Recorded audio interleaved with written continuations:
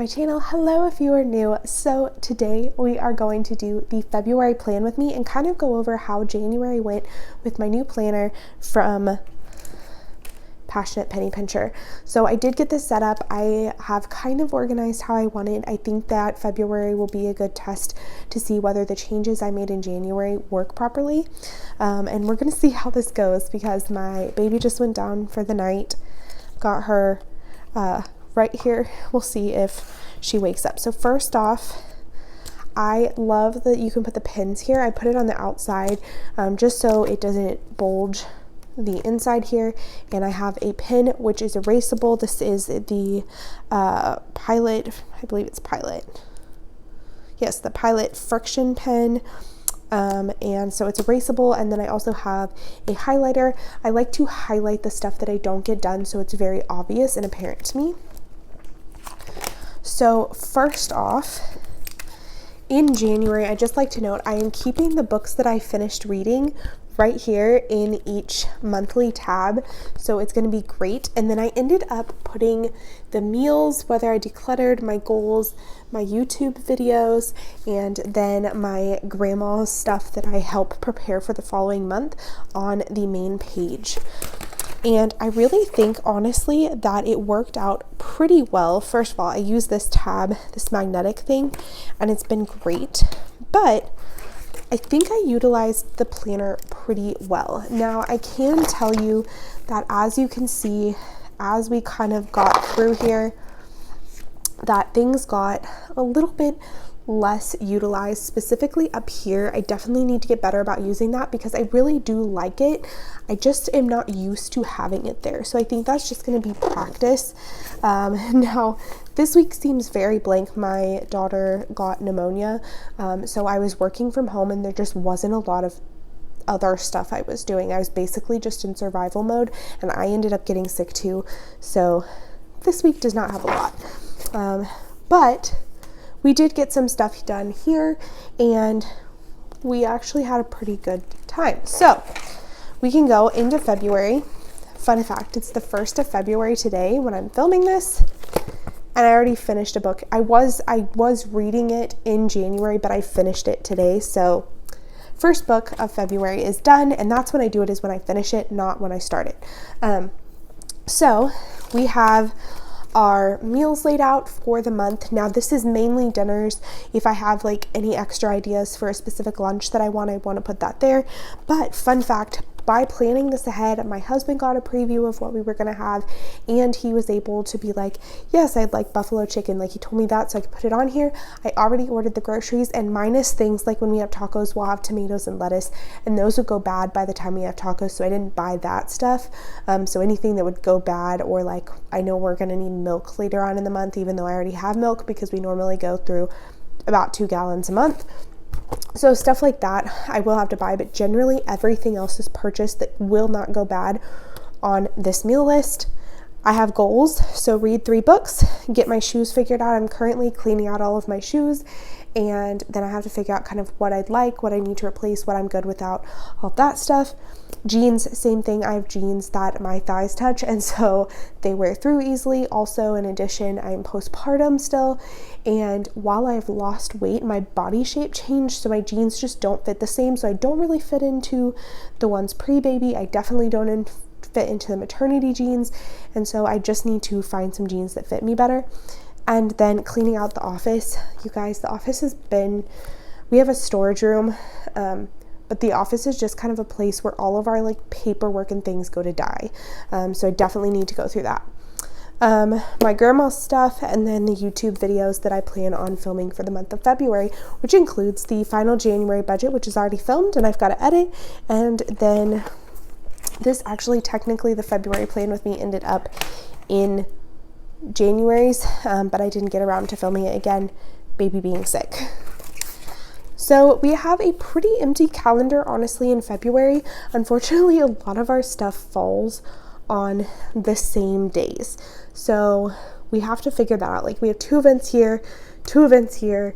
Valentine's Day, my husband and I are actually celebrating Valentine's Day on the 11th, because Valentine's Day is number one. It's more expensive when you go out. It's always crowded, and babysitters are hard to find and more expensive. So recommend finding a different day that works. We went to a birthday party today, baby shower here, just random things that we have going on I like to put in here. And then we come to the planner. So the first is actually on the January tab since it started on Saturday. And then this is tomorrow right here, which is I'm hoping when this video will go up. So we have not a lot going on. So I normally fill this out on Sundays, is kind of when I plan for my week. It's when I do the meal prepping, things like that. So that's why there's nothing really in here. I did mark like any birthdays, or we have a Super Bowl party on Sunday, so I know that we'll have to go to church on Saturday night because they don't want them to overlap, and so we can be ready. So kind of planning anything out, any events that I know I have, I went ahead and put here.